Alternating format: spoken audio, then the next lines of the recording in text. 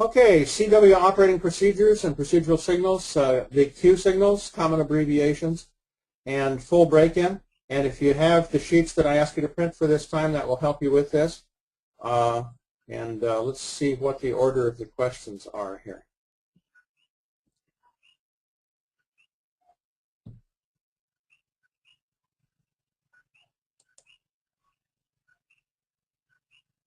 Okay, which of the following describes full break-in telegraphy? QSK. And let me grab my sheet here, like I told you to do.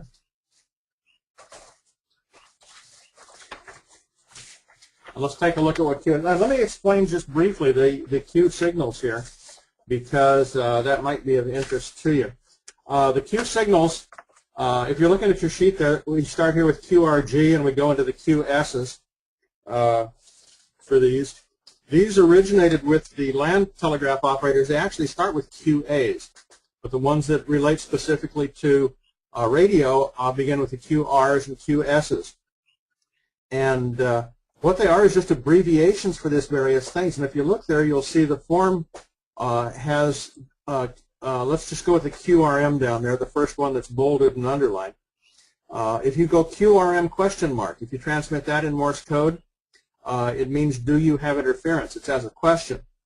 If you send QRM without the question mark, it means I have interference. It's a statement if there's not a question mark on it. So, and that's the same format for all of these. QRP question mark, shall I decrease power? QRP without the question mark, decrease power.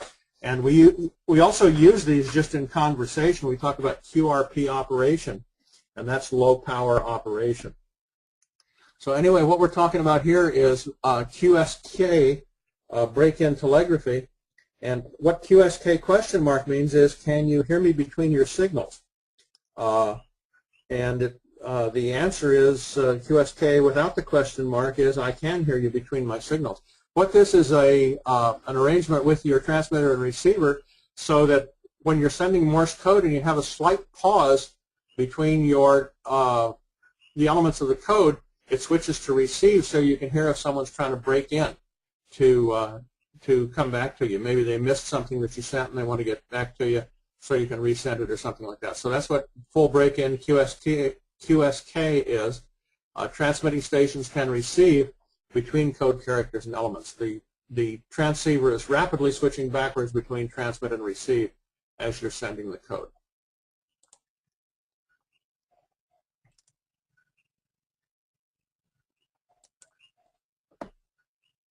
What should you do if a CW station sends QRS? Let's take a look on the sheet. QRS means, shall I send slower? And if they send that, they're wanting you to send slower. They may actually tell you what speed they want. So QRS means send slower. Easy to remember because of the S. And if you look at the answers, the only thing there that has an S in it is send slower. Okay?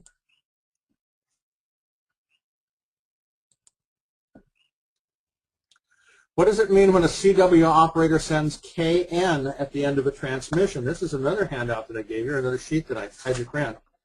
And if you look on the one that says abbreviations, pro signs, and pro words, if you look at KN, that means you want to hear only from a specific station. You've sent his call sign, you sent your call sign, and you go KN, which means over, and it means you only want to hear from that one station. If you sent just the K, that means you'll accept an answer from any station. If you go KN, you only want to hear to that one station, or maybe perhaps a group of stations. Maybe you're calling a CW net, and you want to hear only from stations that belong to the net.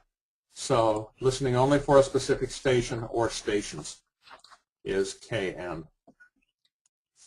But in Morse code, the K is the same symbol as saying over in voice.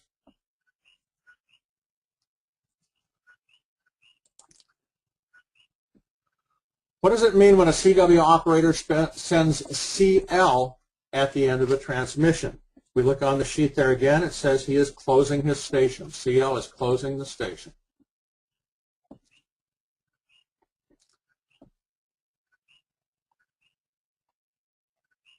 I've given you these printouts as an operating aid for your station. only the symbols that you're going to see here in the test are going to actually be in the test. What's the best speed to use when answering a CQ in Morse code?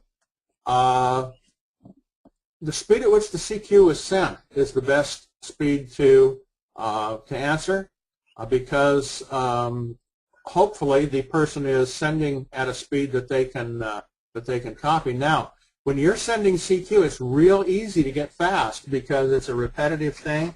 Your hand learns how to do it, your brain turns off, and you could be ripping along at twice the speed you can actually copy. So if you are sending CQ in Morse code, you should be careful that you do not send it any faster than what you are able to copy when a station comes back to you.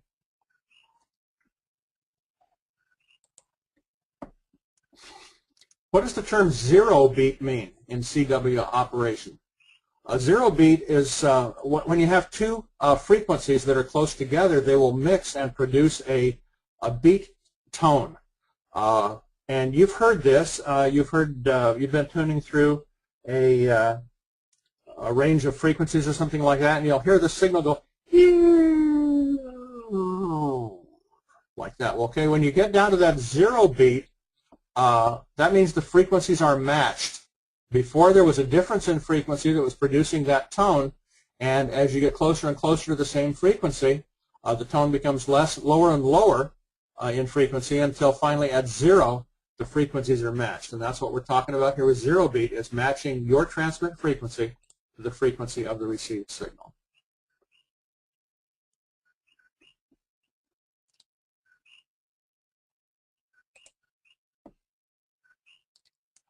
When sending CW, what does the C mean when added to the RST report? If you look on the back of the abbreviations page, we have RST, which stands for readability, strength, and tone. And if the RST has a C after it, you can see down there at the very bottom, that means a chirp, which means the transmitter is changing frequency slightly when it's keyed. So you might have Morse code that was just kind of choo choo choo choo choo choo instead of a nice clean tone, with the frequency changing within the code element. So C means a chirpy or unstable signal.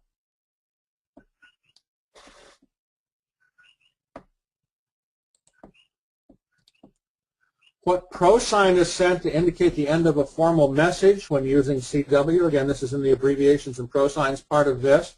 And the end of the formal message is AR.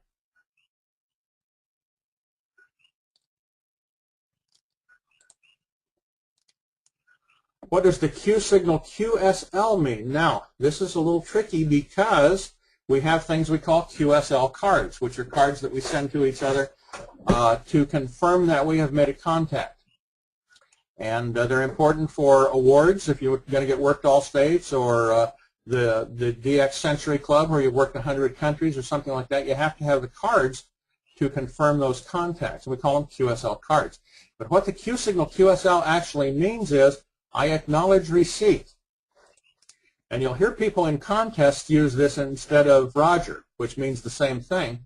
But they'll say QSL, which means I acknowledge receipt, I've understood what you sent, and I'm acknowledging that information. So in the Q signals, if you had QSL question mark, it's can you acknowledge receipt or will you acknowledge receipt? And without the question mark, it is I acknowledge receipt.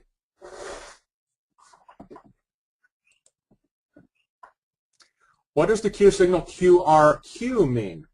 QRQ means you can send faster. This is the opposite of the QRS, isn't it? Don't let them trick you with the quitting here. QRQ just means send faster.